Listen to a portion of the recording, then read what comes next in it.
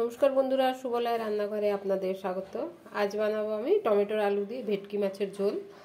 নিয়েছি এখানে 4 পিসের মতন ভেটকি মাছ আছে, দুটো মাঝারি সাইজের আলু, 1 চামচ হচ্ছে কাঁচা লঙ্কা বাটা, 1 চামচ হচ্ছে ছোটো চামচের 1 চামচ আদা রসুন বাটা, এখানে হচ্ছে ছোটো চামচের 1 চামচ জিরে গুঁড়ো, 1 চামচ হচ্ছে হলুদ গুঁড়ো বড় চামচের, আর একটা ছোটো চামচের 1 চামচ ধনে গুঁড়ো, একটা গোটা পেঁয়াজ আর একটা টমেটো। পেঁয়াজটাকে আমি বেটে নেব।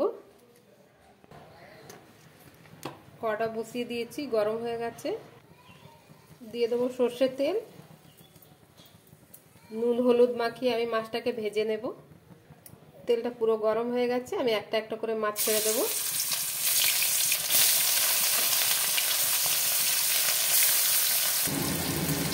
একটি করে 2 পিটি লাল করে ভেজে নেব।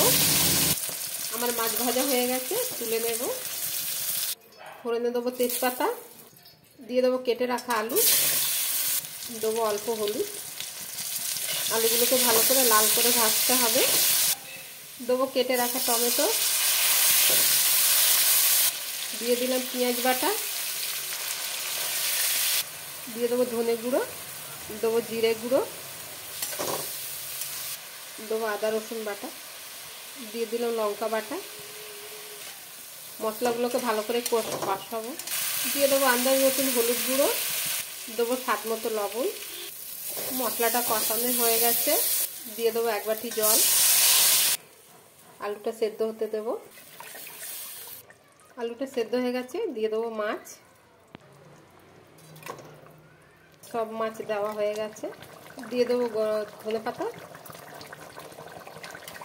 আমার মাছ রান্নাটা হয়ে গেছে, এবার অন্য একটা পাত্রে ঢেলে নেব।